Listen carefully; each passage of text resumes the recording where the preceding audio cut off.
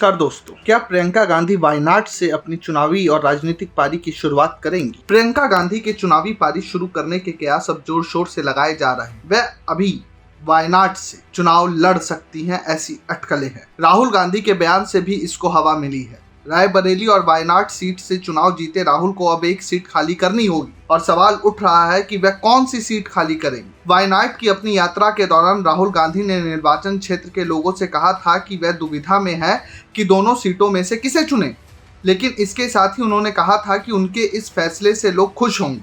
अब कांग्रेस के अंदर भी ऐसी चर्चा है कि यदि राहुल गांधी रायबरेली के लिए वायनाड लोकसभा सीट छोड़ देते हैं तो प्रियंका गांधी वायनाड के वहां से चुनाव लड़ने के विकल्प से इनकार नहीं कर सकती या नहीं किया जा सकता है। वैसे प्रियंका के चुनाव लड़ने से जिक्र खुद राहुल गांधी ने रायबरेली में एक सभा में किया था।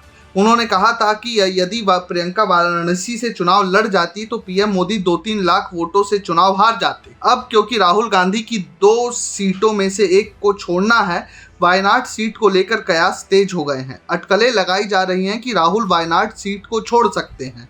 कांग्रेस के एक शीर्ष नेता के हवाले से कहा गया है कि यदि राहुल वायनाड लोकसभा सीट छोड़ देते हैं तो प्रियंका गांधी वायनाड से चुनाव लड़ने का विकल्प चुन सकती है और उससे इनकार भी नहीं करेंगी। इस बयान को राहुल के बयान मेरे इस फैसले से लोग खुश होंगे से जोड़कर देखा जा रहा है।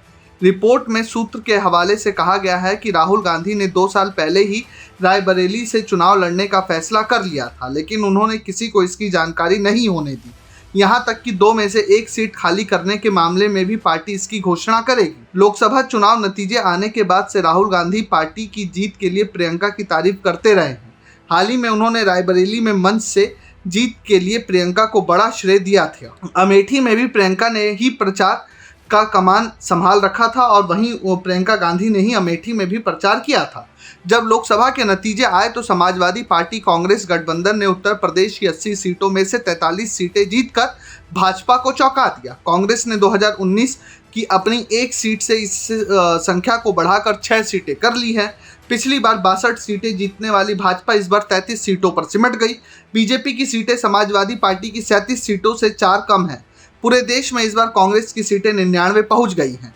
प्रियंका गांधी चुनाव लड़ेंगी या नहीं, इसकी चर्चा कम से कम 2019 के लोकसभा चुनाव से ही चल रही है। पिछले चुनाव में ही ये अटकलें लगाई जा रही थी कि वाराणसी निर्वाचन क्षेत्र में प्रियंका पीएम मोदी को चुनौती दे सकती हैं। 2024 के चुनावों से पहले सोनिया गांधी द्वारा रायबरेली सीट छोड़े जाने पर फिर से अटकलें लगाई जाने लगी कि प्रियंका गांधी रायबरेली से चुनाव लड़ेंगी और राहुल भाजपा की स्मृति ईरानी से अमेठी को वापस जीतने के लिए लड़ेंगे। हालांकि प्रियंका ने चुनाव न लड़ने का फैसला किया था, तब उनके करीबी सूत्रों के हवाले से कहा गया था कि उन्होंने ये फैसला इसलिए किया क्योंकि अगर वह लोकसभा चुनाव जीत जाती तो इससे भाजपा के वंशवादी राजनीति के आरोप को बल मिलता।